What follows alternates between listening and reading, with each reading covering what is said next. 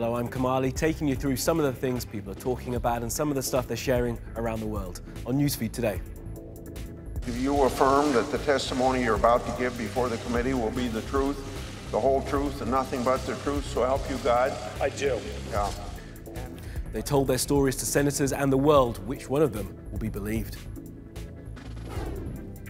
Argentinians protest IRL and online against their government's plans to take an IMF bailout.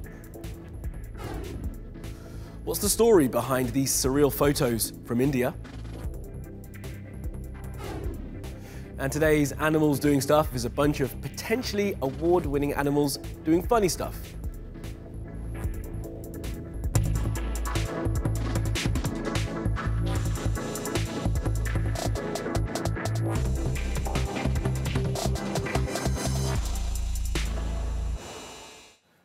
On top of our newsfeed, the Kavanaugh hearings. The US Supreme Court nominee, Judge Brett Kavanaugh, and the woman who's accused him of sexual assault, Dr Christine Blakey Ford. As their testimonies were live-streamed on news organizations' social media channels around the world, everyone was allowed a front-row seat for history, and they took that seat wherever they could. Now, this photo shows a couple on a train in New York listening to it. This tweet was liked and shared more than 30,000 times. And first up, we heard from Dr. Ford. Her opening statement was powerful and moving. Here's some of it. I am here today not because I want to be. I am terrified. I am here because I believe it is my civic duty to tell you what happened to me while Brett Kavanaugh and I were in high school. I believed he was going to rape me. I tried to yell for help. When I did, Brett put his hand over my mouth to stop me from yelling.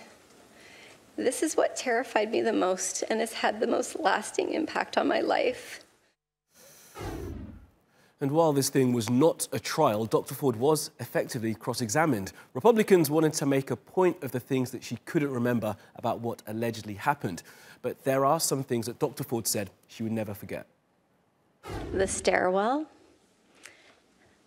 the living room, the bedroom, the bed on the right side of the room. As you walk into the room, there was a bed to the right, the bathroom in close proximity, the laughter, the uproarious laughter, and the multiple attempts to escape and the final ability to do so. And Twitter was, of course, on fire as she was speaking with stuff like this.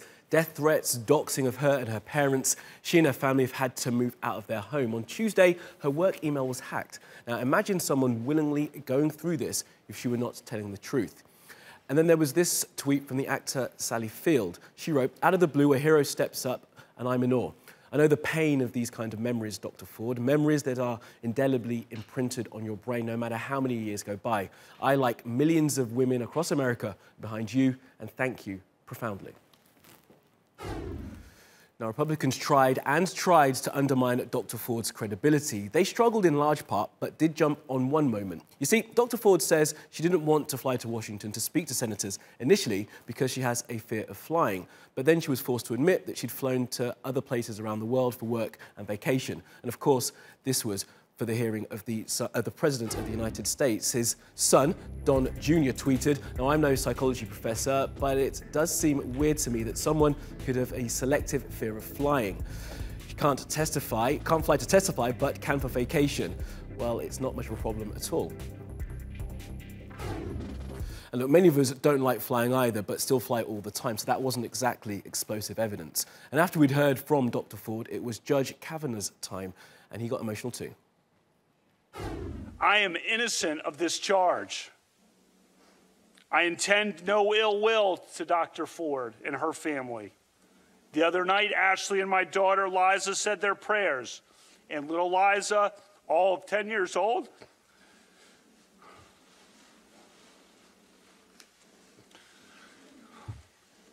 said to Ashley, "We should pray for the woman." It's a lot of wisdom from a 10-year-old. We mean no ill will.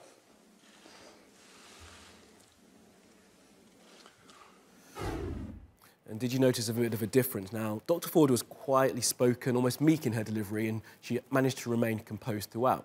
Now, Judge Kavanaugh was defiant and more defensive, perhaps understandable as he is the accused. But many watching weren't impressed by the display of emotion. This tweet was one of the good ones. It said, "He's crying because his whiteness, his maleness, his privilege, his promised perfect future is being questioned, and society never prepared him for failure or for facing the consequences of his actions." And later, Judge Kavanaugh got angry, especially when questioned about his drinking habits. I think you've probably had beers, Senator, and so you're saying there's never been a case where you drank so much that you didn't remember what happened the night before or part of what happened? You're asking about, blackout. I don't know. Have you? Could you answer the question, Judge? That's not happened. Is that your answer? Yeah, and I'm curious if you have. I have no drinking problem, Judge. Yeah, nor do I. Okay, thank you. Well, that too didn't go down too well. I think this tweet kind of summed up what a lot of people were saying. Just know that if Christine Blakey Ford was screaming, crying, interrupting her questioners, and wielding unfounded conspiracy theories, Republican men will be calling her hysterical and too emotional. So what comes next? A vote will be held, but the American Bar Association is calling for Judge Kavanaugh's confirmation to be delayed until the FBI has investigated Dr. Ford's allegations. Now, whether the FBI will actually do that is still unclear. What is clear is that Republicans are resolute in having Kavanaugh on the Supreme Court, and so is he. You may defeat me in the final vote, but you'll never get me to quit. Never. Up next, Argentina is in the throes of another economic crisis. It's made a deal to get cash from the International Monetary Fund. Reports now say they'll get $57 billion over 3 years. But ordinary Argentinians have been here before and have been out in force, showing their anger. Thousands poured into the streets in Argentina to say no to the IMF. Many schools, hospitals and public administration offices were shut down, and most flights were cancelled during the nationwide strike earlier this week. But why? The walkout was called by unions after President Macri introduced austerity measures to receive additional funding from the IMF. Estamos en contra de este gobierno ajustador, porque lo que hace gobierna para ricos y nos está matando a los pobres. No tenemos educación, no tenemos salud. The move followed the central bank's decision to raise interest rates to 60%, the highest in the world. But all efforts to stop the slide of the Argentine peso has failed. The peso lost around 50% of its value against the dollar. Argentines are frustrated with high consumer prices. Workers have experienced 34% inflation without any wage increase since last year. The controversial IMF bailout of $57 billion is the biggest loan in IMF history. Many blame the IMF for the country's worst ever financial crisis that took place in the early 2000s and left millions unemployed and under the poverty line. But this isn't the first time Argentines protested against their government's handling of the economic crisis. The government's attempts to cut pension benefits in 2017 were met with large demonstrations. El gobierno tiene que entender que no vamos a ser los trabajadores los que pagamos la crisis esta vez porque no somos los que lo generamos. No nos enriquecemos con la especulación financiera, no somos los que especulamos con el precio del dólar, sino somos los que trabajamos y los que estamos sufriendo la devaluación brutal de nuestras condiciones de vida. Argentina has the third largest economy in South America, but the current unemployment rate is around 9%. More than 28% of its 43 million people live in poverty, according to the World Bank. Will Argentina survive its economic fluctuations without help from the IMF? Now, what's more sacred to Indian society, cows or women? It may seem an obvious question, but it's being seriously posed by an artist called Sujato Ghosh. Akanksha spoke to him to find out what his current project says about a place that's said to be the most dangerous country on earth to be a woman. A masked woman at a tailor, a group of masked women chatting on the street, and a masked ballerina at Mumbai's famous Marine Drive. All of them are wearing cow masks. But why? Cow Mask project actually reflects the current socio-political scenario of the country, where I try to ask the question that is it safer to be a cow in the country than a woman. Sujatro Ghosh started the Cow Mask project last year after a series of attacks on mostly minority Muslims who cow vigilantes had accused of keeping beef in their homes or transporting cattle for slaughter. So according to the majority religion, Hinduism, cow is a sacred animal. I believe art should speak about the times we are living in, and my project exactly does that. So after the rise of the right-wing power in the country in 2014, a certain group of people came up who are known as the cow vigilante groups, and it goes to such an extent where they don't think twice before killing people in order to safeguard cows. But this is about more than just holy cows. My project speaks about the crimes happening against women in the country. There are reported rapes and sexual abuses every 15 minutes. On his Instagram page, Sujatro posts photos depicting a lot of real life as well as imagined scenarios. I usually photograph women in public spaces in a way where I tend to say that women are vulnerable everywhere. There's a picture which I clicked on the sacred river Ganges, and it's on a boat. That's one of my favorite pictures, where she travels on a boat every day for work, and she had a personal story to tell. And also, other than that, there's a picture on the street where I photographed a Odissi dancer who wanted to get photographed in the middle of the street being a goddess, and that's the picture where the goddess is defeating the evil. So that's also one of my favorite pictures.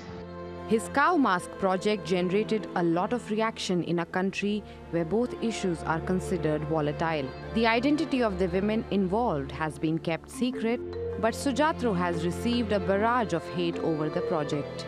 So I started getting threats over social media at first, and then after a month or so, the threats became phone calls, and me, my father, and my family also received phone calls, and the phone calls ranged from cannibalism threats to death threats.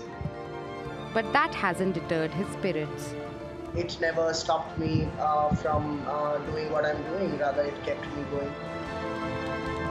And he says he'll keep doing it until the cows come home. Let's go around the world now for some other stories you need to know this Friday. An Iraqi model has been murdered in Baghdad. 22-year-old Tara Faraz was an Instagram influencer with more than 2.7 million followers. She was shot 3 times by gunmen yesterday. Apparently, she'd been receiving death threats from Daesh supporters. People have been sharing video and photo of a small plane that overshot the runway in Micronesia and slid into a lagoon. There were 36 people on board. Everyone survived. And this is the front page of the ruling party of South Africa's website, the ANC. Not a good look. Apparently, the ANC owes the service provider more than $2 million, but the ANC say the site's offline because it's being redesigned. And it is an ultimate animals doing stuff this Friday. Animals doing funny stuff. We present to you the finalists in the 2018 Comedy Wildlife Photography Awards.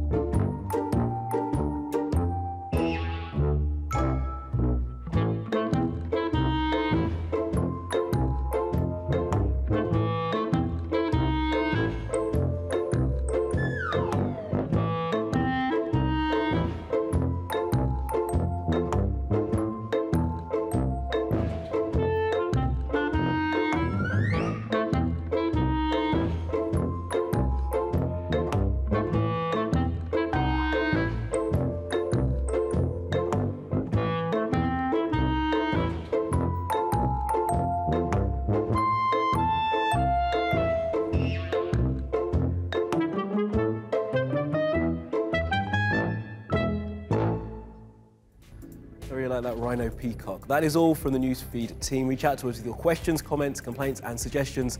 I'm at Kamali Melbourne. You'll find us 24/7 on Twitter, YouTube and Facebook. Follow, subscribe and add. See you again soon.